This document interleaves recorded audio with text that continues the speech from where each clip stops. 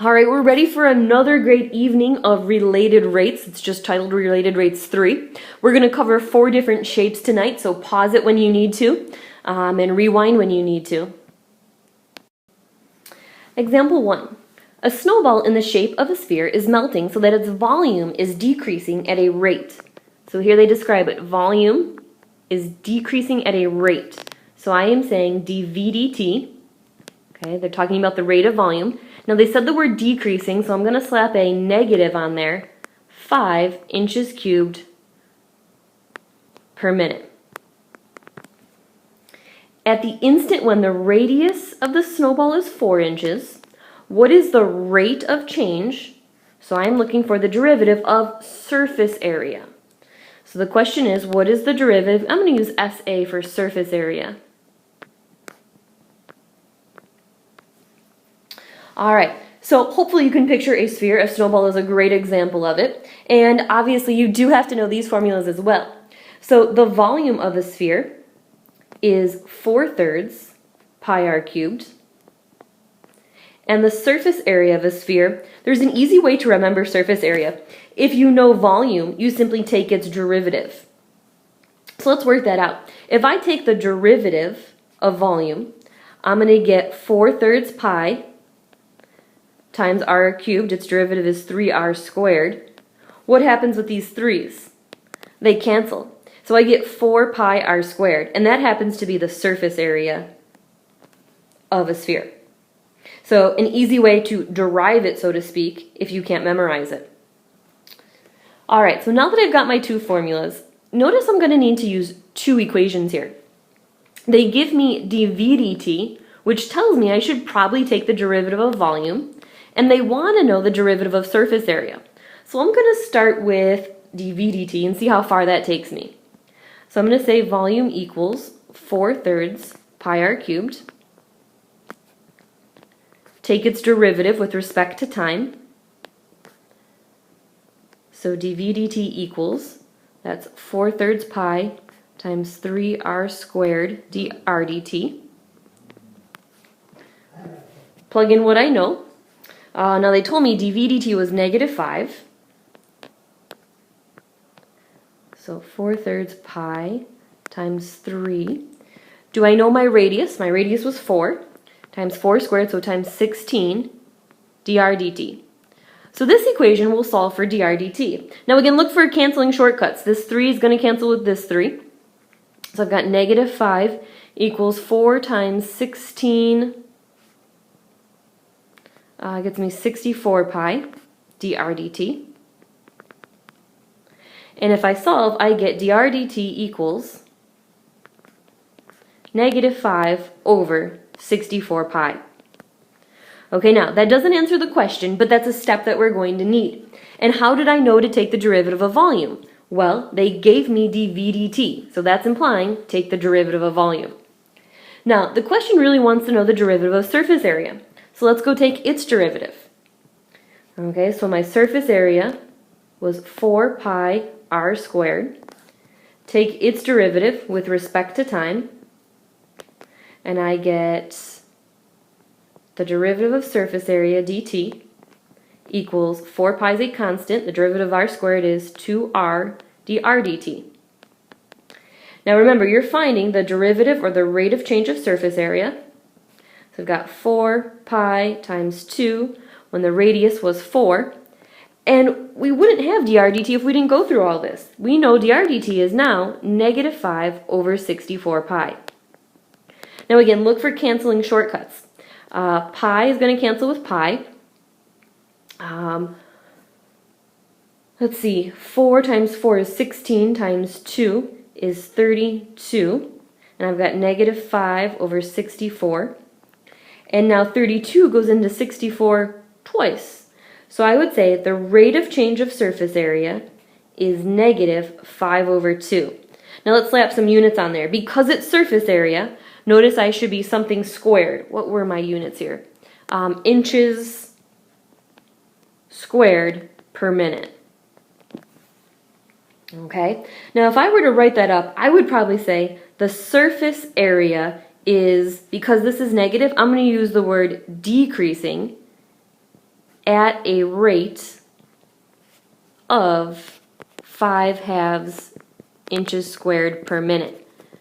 Okay, again, I'm not going to say it's decreasing at a negative rate. This decreasing is implying that this is negative. Next example. Gas is escaping a spherical balloon at the rate of 4 centimeters cubed per minute. So let's just stop there. Spherical is telling us the shape we're using. And it says the gas is escaping. Therefore, I know it's going to be a -4. Now, what are they describing? Well, look at those units. Centimeters cubed.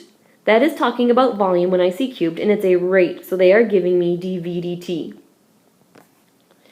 How fast, they're asking the rate of surface area. How fast is the derivative of surface area shrinking when the radius equals 24? And they were nice enough to tell you your two equations, but again, we're going to memorize those. I will not be nice enough to give those to you. So, picture a spherical balloon, and we've talked about what that sphere looks like. All right, as you picture the spherical balloon, as the volume changes, so is the surface area. So I just want to reiterate, I have no constants. So I cannot plug anybody in before I take the derivative. So since they gave me dV dt, that's implying I should probably start with volume. Volume equals 4/3 pi r cubed. I'm going to take its derivative with respect to time. So I get dV dt equals, I've got 4/3 pi, the derivative of r cubed is 3r squared dr dt. And they told me that dV dt, what was that, -4, and I knew that because it was shrinking. 4/3 pi, 3. R squared, my radius is 24, so I'm going to say 24 squared dr dt. Now, typically these are non-calculator again, so I'm not going to square out 24 if I don't have to, and I don't think it's necessary. Clearly this 3 is going to cancel with this 3, so I'm going to say -4 equals 4 times 24 squared dr dt. And I missed my pi in there, so I'm going to slap a pi in there as well. And I'm just going to solve for dr dt. So I'm going to say I get -4 over 4 pi 24 squared. Now that might look ugly to you, and that's okay. Notice I can cancel my 4's, so I actually get -1 over pi and 24 squared. Now you'll see why I'm not squaring that out, and like I said, I don't think I'll need to. I'm going to go back, and the question really wants the derivative of surface area. So now I'm going to attack the surface area side. So my surface area is 4 pi r squared. I'm going to take its derivative with respect to time. So I've got that derivative of surface area equals 4 pi is a constant. The derivative of r squared is 2r dr dt. And I should know everything about except the derivative of surface area. So I've got my 4, my pi, my 2, my radius is 24. Now watch how handy this comes in. My dr dt was -1 over pi and 24 squared. Now here's why I didn't bother multiplying that out. This pi is going to cancel with this pi, and basically one of those 24s is going to cancel with one of those. So instead of having pi or 24 squared, I just have 24. So I'm going to get the derivative of surface area is now equal to 4 times 2 times -1, -8, all over 24, which reduces to -1/3. Lastly, I want to watch my units. It's surface area, so I better have something squared. And shoot, was I inches or feet? Oh, it's centimeters. So I've got centimeters squared per minute because it's a rate. Now, does it make sense that I got a negative answer? Think about that. They told you that the surface area is doing what? My surface area is shrinking. So it should make sense that I get a negative answer for my surface area. Next example. A snowball is in the shape of a sphere. So again, they're giving you that shape there. Its volume is increasing, so that's dV dt. Increasing is telling me it's positive, at a constant rate of 10 centimeters cubed per minute. Question A. How fast, so they're looking for a rate, is the radius increasing? What is dr dt, specifically when the volume equals 36 pi? All right, so I'm going to start with my volume formula for a sphere. Volume equals 4/3 pi r cubed. Now, I know I need to take its derivative because I have d v dt. So I'm going to take this derivative with respect to time, and hopefully you can pause that and do that on your own by now. And we should get 4 pi r squared dr dt. Again, when you bring that 3 down, it should cancel with this 3. And I'm just going to plug everybody in that I know. I know dv dt is 10, they told us. 4 pi, now shoot, they didn't tell me r, and they don't tell me dr dt. All right, we're not stuck. We can figure this out. They didn't just straight up tell me what r is, but they did tell me something else. They told me that the volume itself is 36 pi. So I can use that fact to figure out what r is. So if I know my volume equals 36 pi, I'm going to say 36 pi equals 4/3 pi r cubed.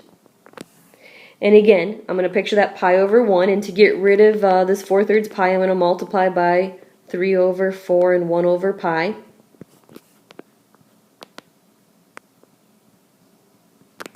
And that's pretty handy because then my pi's are going to cancel.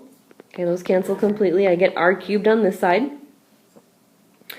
4 goes into 36 9 times. 9 times 3 is 27. And the cubed root of 27, of course, is 3. So they didn't just tell me r, they made me do some math to go get r. So now I can plug 3 in and easily figure out dr dt. So I've got 10 equals 4 times 3 is 12 pi dr dt. And I can say officially dr dt is equal to 10 divided by 12 pi. Since I found a radius, I'm just going to be something per something. Nothing should be cubed or squared. And that is centimeters per minute. And of course I can reduce this. They're both divisible by 2. So I could say 5 over 6 pi centimeters per minute. And there's a real nice friendly one. Now if I scroll back up, part B says, how fast is the surface area increasing? Okay, when the volume is 36 pi. So I don't have to do too much work. I already did a lot of the legwork. All I need is that surface area formula, which of course is 4 pi r squared. Remember, you want to start memorizing those. Take its derivative with respect to time.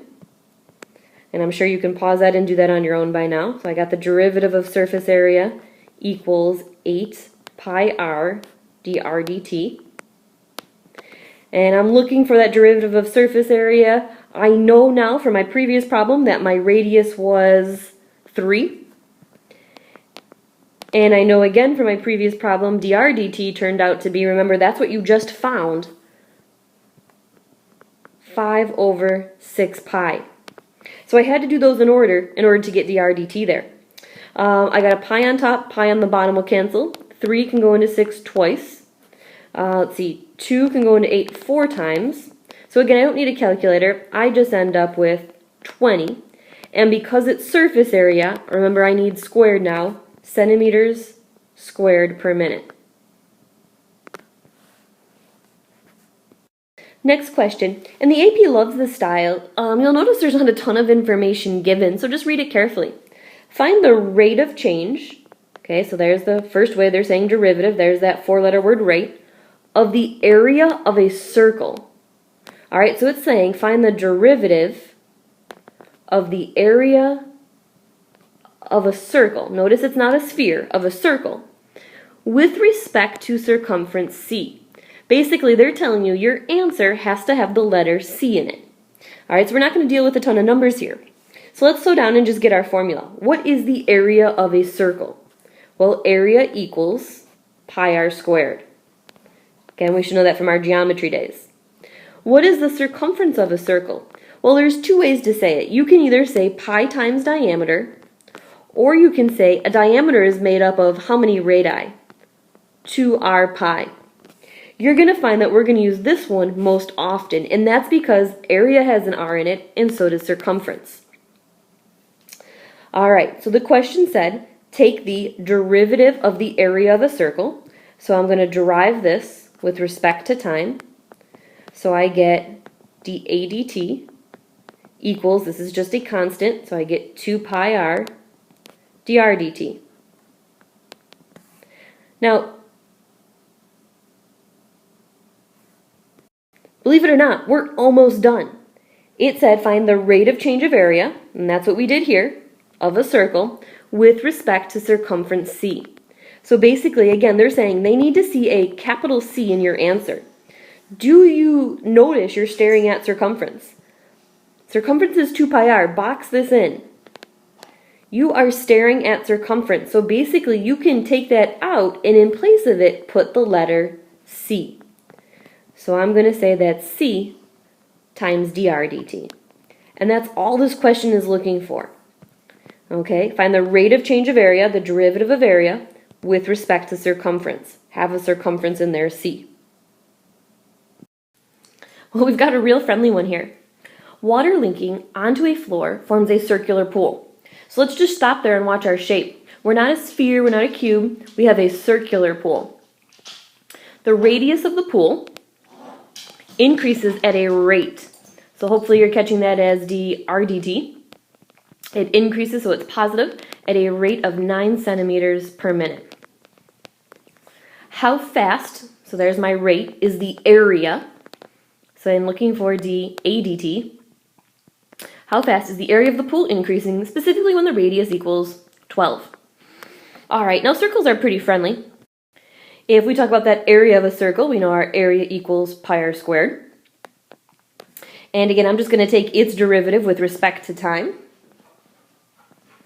So I get dA dt is equal to 2 pi r dr dt. Okay, the derivative of r squared is my 2r, just put it in front with a dr dt. And then I'm just going to plug everybody in that I know. I'm looking for dA dt, so that should be my only variable. And I should know everybody else. I've got my 2, my pi, my radius is 12, and dr dt is 9. And I'll do a little scratch work off to the side. 12 times 9, 9 times 2 is 18, so that's a 108 times 2. Gets me a dA dt of 216 pi. Now lastly, just watch my units. Because I'm talking about area, I better be something squared. So I'm going to say centimeters squared per minute. And hopefully you felt pretty confident in that one. Let's keep chugging. All right, next example, we're going to change the shape again. It says a hypothetical cube. So let's just stop there and think about what we know a cube is. All right, can you picture a three-dimensional cube? Now, what's special about this cube? Well, the word cube implies that the length, the width, and the height are all equal. So I'm going to call this x, my length here, my width here x, and I'll switch colors real quick. My height here, x. They are all equal if I'm a cube. So this hypothetical cube grows so that the length of its sides is increasing at a rate of 4 meters per second. So I'm going to call my side x. So I'm going to say dx dt, increasing is representing a positive 4 meters per minute. Sorry if I read second. How fast is the volume? So I'm looking for dV dt, increasing, so I should get a positive answer, when the sides are 7 meters. So basically when x equals 7. All right, so again, just use some common sense. If the formula for volume is length times width times height, and it's a cube, that's really x times x times x, so volume equals x cubed. Take its derivative with respect to time, so dV dt equals 3x squared dx dt. And the question is, what is dV dt? So I shouldn't know that. When the side is 7, so times 49 times 4. So basically I get whatever 12 times 49 is, and I'm just going to slap some units on that and call that meters cubed per minute. Okay, so it's volume. Make sure it's meters cubed per minute. And hopefully that was that simple. Next question. A hypothetical square. Okay, watch what shape you have. This time I just have a square. Notice it's not a cube. Grows at a rate of 16 meters squared per minute. Okay, now this is clearly a rate. This is somebody's derivative. Whose derivative is it? And the units should give it away. When you see squared, you should be thinking area. So its area is increasing at a rate of 16 meters squared per minute. How fast are the sides of the square increasing? So I want the derivative of the side when the side measures 15. All right, so I know it's a square, so all of these are equal. So I can say area equals base times height, length times width, however you want to say it, but because it's a square, I'm going to say side times side is really side squared. Now remember, you can't plug this 15 in right away because it's not a constant.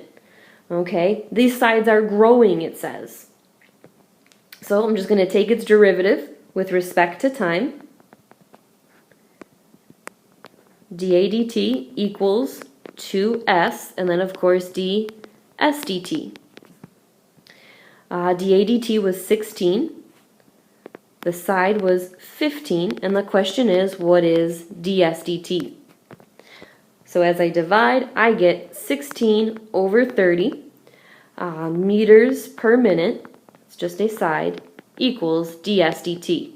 And yes, you could simplify that. I can divide that by 2 and say that's 8 over 15. All right, hopefully our last question for the night here. A perfect cube-shaped ice cube melts so that the length of the sides are decreasing at a rate of 2 meters per second. So watch the shape again. We are back to a cube. All right, so picture a nice three-dimensional shape here. And what's special about that cube again is the length, the width, and the height are all equal. So now I know my volume is equal to x cubed. Some people like side cube, that's fine as well. It says so that the sides are decreasing at a rate of 2 millimeters per second. So what I get out of that is my side, and this term I called it x. I'm going to say dx dt. It says is decreasing, so is negative 2 millimeters per second. Assume that the block retains its cube shape as it melts. At what rate is the volume? So there's my question. What is dV dt changing when the sides, which I called x, is 2 millimeters each? All right, so who do you want to take the derivative of? Well, clearly volume, because that's who the question's about. So my volume, remember, is side cubed. In this case, I'm going to say x cubed. I'm taking that derivative with respect to time. So dV dt equals 3x squared dx dt. I don't know dV dt. I have 3, my side was 2, 2 squared is 4, and dx dt is negative 2. So I get negative 24, it's volume, so millimeters cubed per second.